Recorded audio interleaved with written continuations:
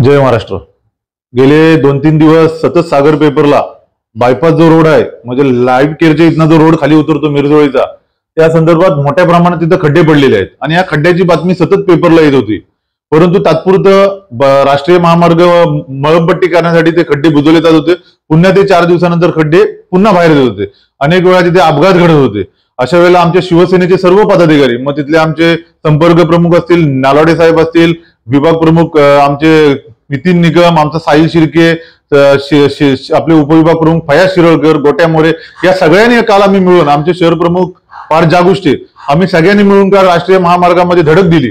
त्यावेळेला दोन्ही कंपनीचे तिथले जे कोण अधिकारी आहेत, जे म्हणजे मनीषा कंस्ट्रक्शनचे दोन्ही अधिकारी मार्तंड असतील आणि जाधव असतील, त्याचबरोबर तिथले जे खुनेकर साहेब आहेत, कुलकर्णी साहेब आहेत, यांच्यासमोर आम्ही सविस्तर अशी चर्चा केली।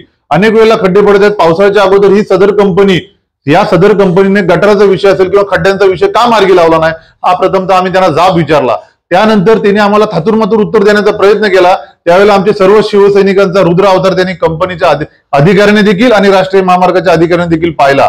जर येत्या काही दिवसामध्ये आमची मागणी होती की तो नुसता रस्ता डांबरीकरण होता कामा नये, तर त्याची हाईट, प्रथमतः आमच्या काही मागण्या होत्या की त्याची हाईट वाढवणं गरजेचं आहे। त्यानंतर आम्हाला तिथल्या सर्व पदाधिकाऱ्यांनी अशी मागणी केली की तिथे डांबरीकरण न करता तिथे आम्हाला कॉन्क्रिटीकरणच पाहिजे, परंतु तो हाईट वाढवून पाहिजे। ते देखील एक आम्ही मागणी ठेवलेली आहे। दुसरी मागणी म्हणजे जे काय आता तिथे गटार जे बुजलेले आहेत, जे जुने जे परे होते, आपण म्हणतो जे डोंगरातनं जे परे होते, ते आता तिथे कार्यान्वित नाहीयेत। ते पुन्हा गटार तिथून जेसीबी लावून ते गटार पुन्हा कार्यान्वित करणं गरजेचं आहे।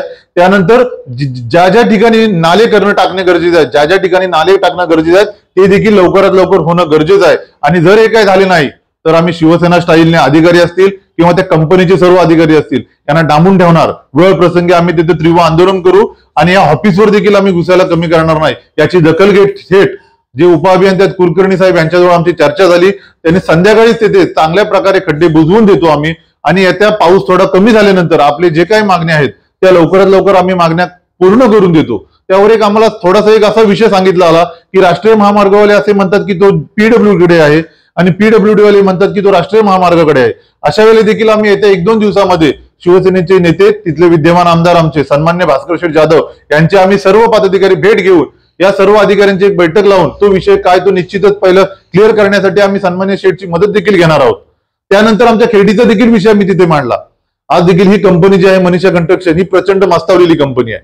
यांना किती जरी चापकाने फटके दिले तरी देखील ही कंपनी कुठेही प्रकारे झुकणार नाही किंवा यांना माज आहे, मस्ती आहे। अशा वेळेला खेडीत देखील हीच परिस्थिती होती। अनेक वर्ष गटार प्रलंबित होते, वायर म्हणजे लाईटीच्या इलेक्ट्रिशियन शिफ्टिंग झालेले नव्हते। त्यावेळेला आम्ही देखील मोठ्या प्रमाणात तिथं आंदोलन केलं, शिवसेना स्टाईल दाखवली। त्यामुळे काही प्रमाणात का होईना, 100% आम्ही म्हणणार नाही, परंतु काही प्रमाणात देखील आमची दखल घेतल्याने इथली खेडीतील जी काही परिस्थिती होती ती या कॉन्ट्रॅक्टरने बऱ्यापैकी गटार असतील किंवा स्पीड ब्रेकरचा विषय असतील हा देखील मार्गी लावलेला आहे। गेले वर्षभर इथे हायमॅक्स लावले गेलेले आहेत, परंतु ते चालू झालेले नाहीत। मी तिथे पुन्हा एकदा त्यांना सांगून आलोय, जर 15 ऑगस्टच्या अगोदर ह्या हायमॅक्स इथे खेर्डीमध्ये चालू झाले नाहीत तर 16 ऑगस्टला आम्ही सर्व हायमॅक्स उपटून टाकू आणि याची विल्हेवाट लावू। याची देखील दखल घेऊन त्यांनी 15 ऑगस्टच्या अगोदर त्या मनीषा कंस्ट्रक्शनच्या अधिकाऱ्याने हे 15 ऑगस्टच्या अगोदर हायमॅक्स चालू होतील असा आम्हाला शब्द दिलेला आहे अधिकाऱ्यांच्या समोर। जर 15 ऑगस्टला जर हे हायमॅक्स चालू झाले नाही तर अधिकाऱ्यांना देखील आम्ही हे करू, आमच्या स्टाईल दाखवू आणि ह्या कंपनीला देखील आम्ही दाखवू। त्याचबरोबर सगळ्यात मोठा जो प्रश्न आहे, जर आपण पाहिला असाल सतीवर गेले अनेक दिवस, गेले साधारणतः 2 ते 3 महिने हा ब्रिज आहे, सतीवरचा जो जुना टोल नाका आहे त्यावरचे जे 2 ब्रिज आहेत, त्यावरचा जो जुना ब्रिज आहे तो गेले 5 ते 6 महिने बंद होता। त्यानंतर त्याची डागडुगी करण्यात आली आणि त्यानंतर हा चालू करण्यात आला ब्रिज, आणि तो ब्रिज चालू करण्यात आल्यानंतर आज त्याची जी परिस्थिती आपण बघत असाल, ज्याप्रमाणे ते खड्डे पडलेले आहेत, असा खड्डे आहेत की ते झाडे देखील लावू शकतात। मी सगळ्यांना आवाहन करतो नागरिकांना की उद्या इथल्या कार्यकारी अभियंता असतील जाधव साहेब, उपअभियंता असतील कुलकर्णी आणि इथले खुनेकर असतील आणि कंपनीच्या या मनीषा कंस्ट्रक्शनचे सर्व अधिकारी असतील, जर येत्या 1 दिवसामध्ये या खड्ड्याची जर दखल घेतली नाही तर आम्ही शिवसेना युवा सेनेच्या वतीने उद्या इथं झाडं लावणार आहोत। हे देखील मी आवाहन करतोय मस्तावलेल्या अधिकाऱ्यांना। शिवसेना काय ते आता ह्याच्या पुढे दिसेल निश्चितच। आणि या जर पुलावरती जर काय मोठ्या प्रमाणात अपघात होत आहेत, तिथे कुठल्याही प्रकारे त्यांचे बोर्ड लावले गेलेले नाही आहेत, त्यामुळे जो जुना पूल आहे त्या पुलावरती मोठ्या प्रमाणात खड्डे असल्यामुळे बाईकवाले असतील किंवा सायकलवाले असतील त्यांना वेगळ्या मार्गे दुसऱ्या पुलावरनं जावं लागत आहे आणि तिथे कोणतेही नसल्यामुळे अपघात होण्याचे चान्सेस आहेत।